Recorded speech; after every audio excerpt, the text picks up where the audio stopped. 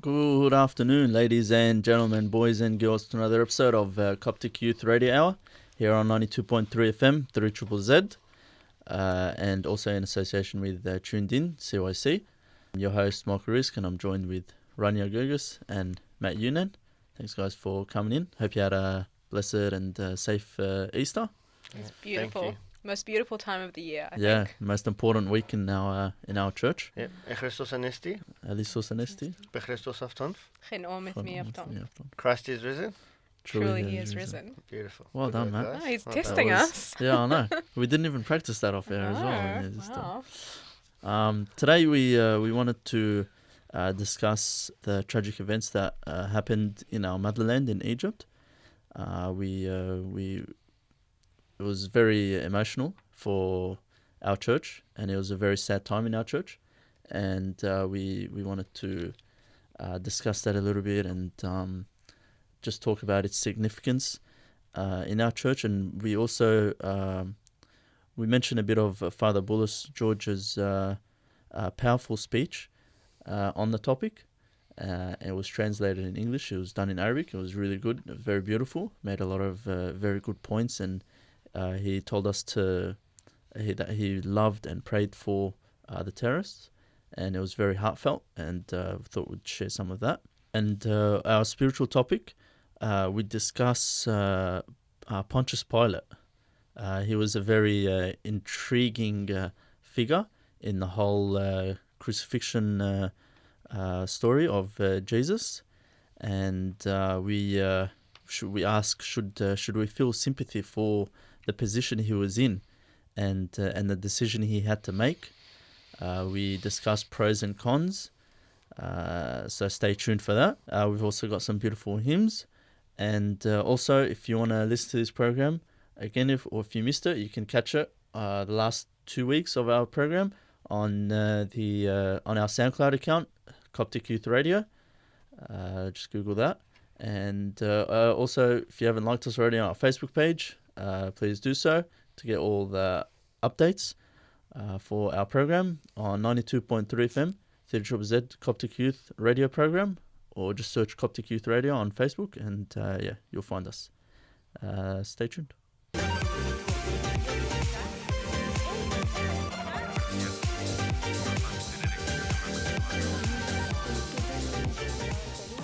Welcome back, guys. For those of you who just joined us, you're watching Tuned In on CYC in association with the Coptic Youth Radio program from Melbourne, Australia. So as the world embarked on celebrating the joyous occasion of our Lord's entry into Jerusalem, which we celebrate on Palm Sunday, we were shocked and shaken by some devastating news coming from Alexandria. Initially from Cairo, from Tanta, St. George's Coptic Orthodox Church there was attacked. There was the loss of 29 precious lives and over 70 injured in the church in Tanta. And then, just as we were getting to hear about the news and the tragedy that was happening there, we also heard that at St. Mark's Cathedral in Alexandria, there was the loss of 18 precious lives and over 40 injured. And those were the numbers as at Easter. We don't know if any of those that were injured have also lost their lives since. But if only, and not only to mention the physical injuries, but also the psychological and the emotional injuries that a lot of these other people and the victims that have to deal with and have to endure moving forward.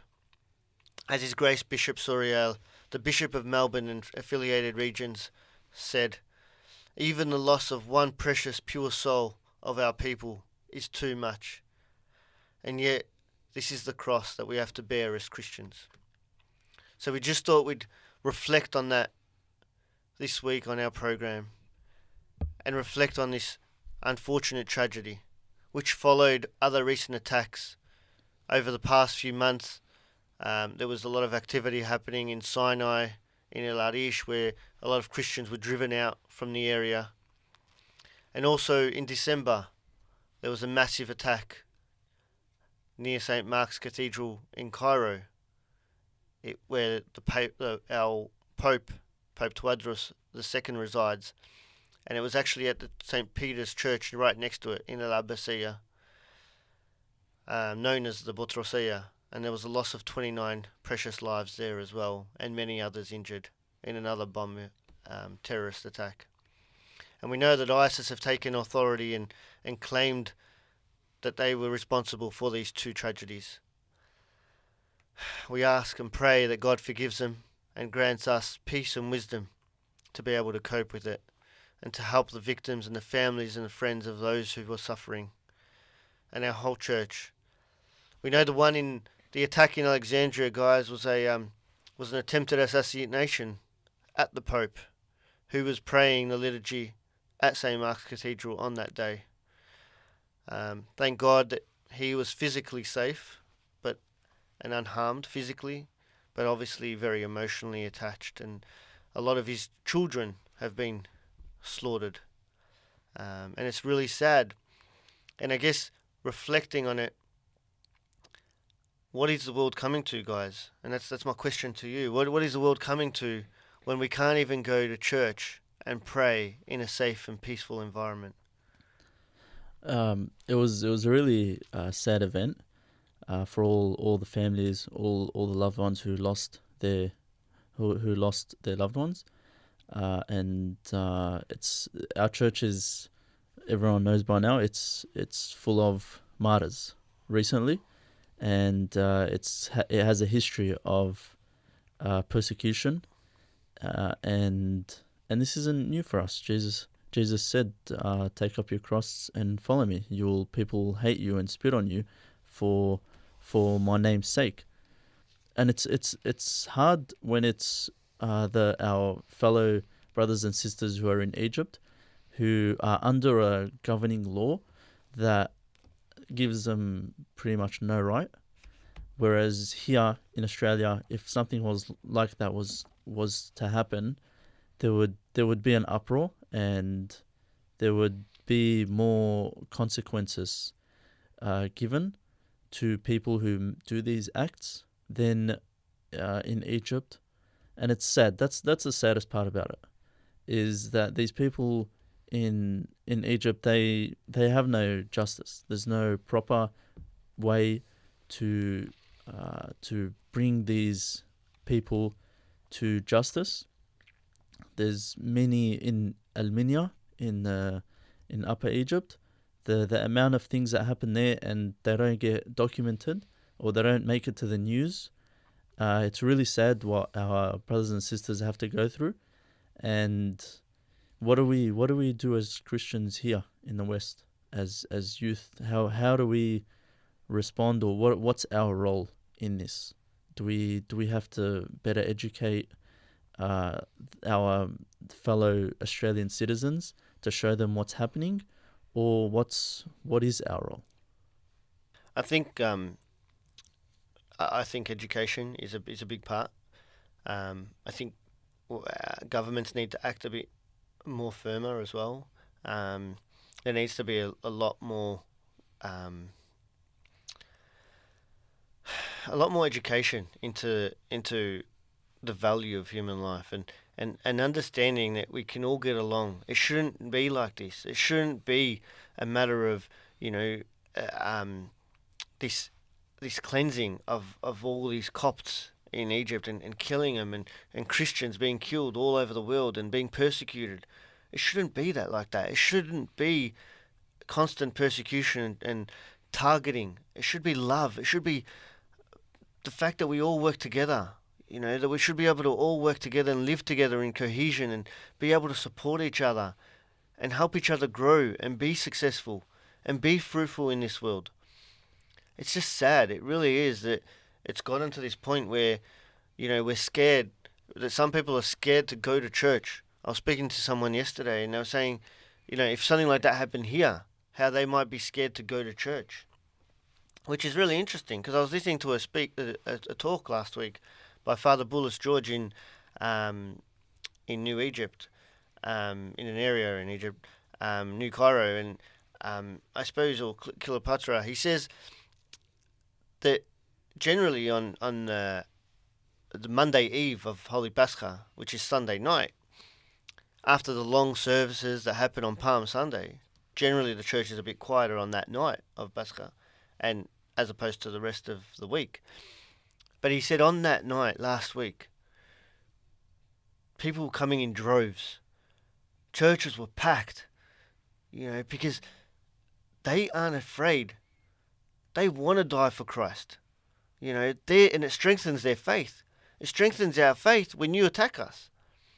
We love you. We want you to know the God that loves you and loves us. And that's the message we're sending to these unfortunate terrorists, is that we love you, that God loves you, and that you don't need to blow yourself up. You don't need to blow up other people and kill each other. You shouldn't be like that. And that's the unfortunate thing, is that they brainwash these little kids. I was watching a documentary on 60 Minutes or something a little while back, and they were showing how they were brainwashing. These Muslim terrorists were brainwashing little kids with this ideology to kill other people. And they had guns and weapons and to kill other people. And I was just thinking, how bad is this world going to get when these kids grow up having been brainwashed from such a young age to commit evil, to commit atrocities? Can you imagine how bad this world's going to get? I mean, and all I could say was just God protect us and God help us, because it's just so sad that it's getting worse, and it gets worse by day. But may God protect us, and hopefully one day these people can change, and their hearts of anger and wrath and destruction can become hearts of love and fellowship and support for each other. I think our reaction to things like this can help with that as well. So Abuna Bullis George in his speech also talked about us thanking these people for their horrible, horrible acts. He talked about them shortening the journey for these martyrs, so now they're in heaven even quicker. Yeah, and it's interesting that you say that, Rania, because, when you think of thanking them, you're like, are you serious? How can we thank them? How can we be thanking them when they've just killed us? Yeah. Do you know what I mean? Yeah. But really, they're getting us to heaven. Exactly. And we know the deeper meaning of all of what's happening right now. We know... Not that we want this to happen to us. No, of course not. But we know that what it's done is it's strengthened our faith. So, like you said, there were twice as many people at church on a night when normally no one really bothers to show up. So that in itself you would hope that it would portray the beauty of Christianity to those who are against it. Yeah, I think like we saw it, and it was evident with the crowds. They reported on TV on Egyptian TV how one news reporter he was mentioning the events that happened, and he spoke to families, and one of the wives of the martyr, and she said the same thing like Father Bullis was saying, like you're very thankful and all that stuff. But then I'm just trying to look at it from like an atheist or from an outsider's perspective. What else are you going to say? Like you have to say that, because you're not really a vengeful person if you're not that, or you don't want to wish bad on anyone else, but that's the response that you're going to have when something like this happens.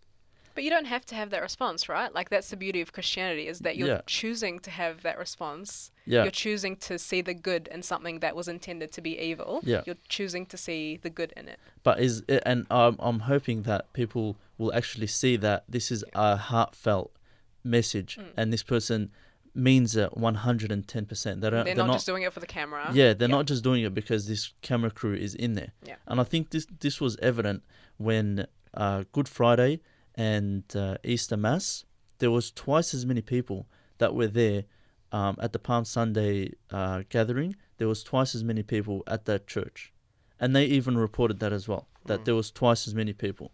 Yeah. So it shows the validity of the message that this lady who just lost her husband and was saying, and that the whole community feels that same way.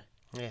And it's amazing. It really is. Like, Bishop Suriel talks about how when he was at the Botrosia back in December, he was in Cairo at the time of the attack, and he was in the church less than 2 hours after it had happened. They all rushed to the church to see the destruction and to see like to try and help those who were injured. How there was blood splattered everywhere. There's blood splattered on the walls. The martyrs being the blood splattered on the walls of the church and all around, limbs being thrown around, and it was just sad that had happened. But I guess, like you're saying, there's a rainbow at the end of, and people laugh because I always like to talk about rainbows, but out of every sad situation like this, there is hopefully light at the end of the tunnel, where we can reflect on our church having an addition of new martyrs, and hopefully it will strengthen our faith to know that our brothers and sisters are suffering so much, and that we're living in a beautiful country like Australia, and we can have that power and that freedom to express ourselves and to express our faith, and to be comfortably go to church and feel confident enough to be able to share our love with others and share our faith with others. And I think it's something really important that we need to be able to reflect on, that we can do that, because it is such a beautiful honour and privilege and a freedom and a right to be able to do that. It happened at such a time when we were supposed to go through the sufferings of Jesus and the whole Pascha, and at the end of it we celebrate his resurrection. Yeah. And it's the holiest week in the whole year. Yeah, it's the most important week in our calendar. And the significance of this event and this attack is, like you said, it happened just before one of our biggest things on the Coptic calendar, one of our biggest events, the Feast of Resurrection or Holy Easter. Now, that also happened before one of the other biggest events, which is Christmas. At the Botrosia a few months ago, it happened before Christmas. So it's not something that's a new thing. A few years ago, they did it at the Church of the Martyrs, or the Kiddusin in Alexandria as well, just before Christmas or New Year's. So it's a recurring thing that constantly happens, and it's been happening for years and years. But when is it ever going to stop? When are we ever going to be able to feel comfortable and confident enough to be able to go to church and express our faith? It should be a normal human right. I think more security needs to be added to these churches, to every church in Egypt when at the time of a feast day. I think that needs to be stepped up. But is that the solution? No, I think that's a short-term solution, I guess. But the long-term solution is to just have everyone love each other and stop attacking other people for having different beliefs. Yeah. Well, and I think governments need to get tougher on ISIS and on, on those groups, those terrorist groups, because, like I said, they're brainwashing. It was on documentaries on 60 Minutes and other shows where they were brainwashing little kids. And that's the sad reality. Is what we should be educating little kids is, as the Bible says in Proverbs, train up a child in the way he should go, and when he is old, he will not depart from it. Train him up, tell him how to love each other, like Christ taught us, to love our brothers and sisters, love each other, love our enemies, and pray for those who spitefully use us and persecute us. If we teach a child how to love, they'll grow into being that person that can love each other and be a great member of the community. I think Father Bullis, in his speech, he made a really powerful point, and he said, what is it that we should be doing?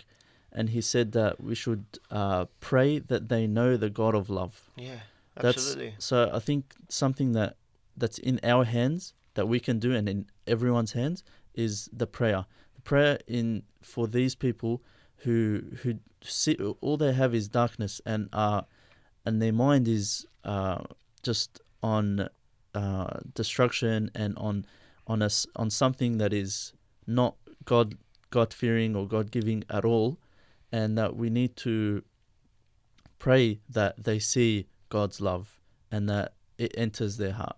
I think that's the most important thing. The Palm Sunday martyrs and their families need the support and the prayers of the Australian Coptic community. We pray to God that He may grant peace and comfort to their hearts and to all of us, really, and freedom and safety to our brothers and sisters in their time of need in Egypt and around the world. The reality is that as the magnitude of these tragic events hit home, many families will be faced with the financial burden of losing a parent and an income provider through death or disability. Or like I mentioned earlier, not just that, but the emotional, psychological trauma that some of these people have to live with for the rest of their lives. Having lost families or brothers or sisters or children in these tragic events. As we played earlier on the radio program, we were listening to something that we played off from CYC where the mother could hear what was happening and could see the smoke coming from the church in Alexandria, and she ran to the church only to find that she had lost her only son. So they'll also confront a costly and ongoing health treatment due to the serious injuries resulting from the bomb blasts. And the Coptic Hope Charity is the official charity set up by His Grace Bishop Soriel to provide the gift of hope to those who need it. So throughout this time, if we could all dig deep and support the families of the Palm Sunday martyrs, it would be really appreciated. Coptic Hope Charity now has tax deductibility endorsement by the Australian Taxation Office for all donations of $2 or more. So you could get a tax deductible receipt, which helps as well with your tax purposes. So you're getting the blessing of being able to give, but you're also getting the benefit of a tax deductible donation as well. We'll post that information on our Facebook page for anyone that wants to donate, and please do donate. It's very important that we support these families and the widows and all the loved ones that have lost their lives. Yeah, and but just quickly for anyone watching on CYC or listening to us on the radio program that doesn't necessarily have Facebook. If you want to donate by direct debit, the Commonwealth Bank Coptic Hope Charity BSB is 063159 and the account number is 105666165. So that BSB is 063159 and the account number is 105666165. And the narration, if you could please put Palm Sunday Martyrs, that would be great. But as Michael said, we'll kindly share that information on the Facebook page as well. Thank you. Yeah, stay tuned. Thanks a lot.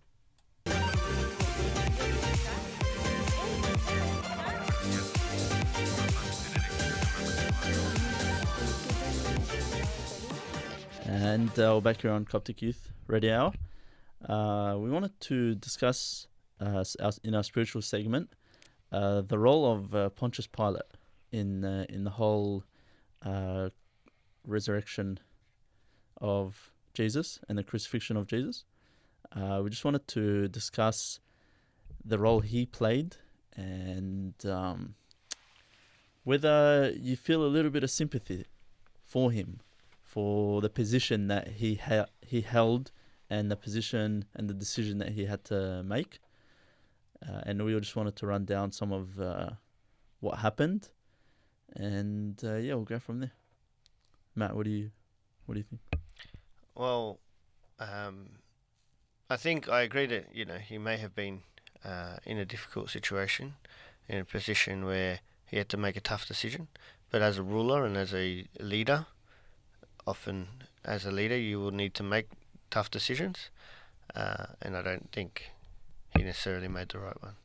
Well, let's sort of run down some of the events that happened. Yeah, sure. So, first thing was when he found he was a Galilean, he wanted to send him to Herod. He wanted to send Jesus to Herod. Yep. And let that fall on, because Galilean fell under his jurisdiction. Yeah. So just to take a step back, he actually tried to find fault in Jesus first, because the Jews, the Pharisees and scribes and the Jews had come to Herod. They had accused Jesus based on their law, the Jewish law, the Jewish tradition, but they couldn't punish someone based on that. They couldn't crucify or kill someone based on that. It was the Romans that had the authority at the time, and they were the leaders at the time, and it was the Roman Empire that was leading Israel. And so for them to go and kill someone, it needed to be done through the Roman Empire. Now, so they brought Jesus, they trialed Jesus throughout the whole night tried to find an accusation, but all they could find was false accusations. And even one of the ones that they said was, they accused Jesus of saying that he would destroy the temple and build it within 3 days. Now, the Jews thought that he was referring to the Temple of Solomon, which is known to have been built in 46 years. So how could he possibly destroy it and build it within 3 days? But Jesus was talking about the body, the temple being his own spirit, his own body. Now, that actually did happen, where he died and he rose within 3 days. So they were thinking of something completely different, and when you actually think about what Jesus was actually referring to, it was actually correct. But they tried to accuse Jesus and find fault in Jesus, and they brought him to Pilate. Pilate couldn't find any fault in him. And instead of making a decision there and then and saying, look, I'm going to release this man, he's done nothing wrong, he tried to find fault and tried to work with them to see, well, how can we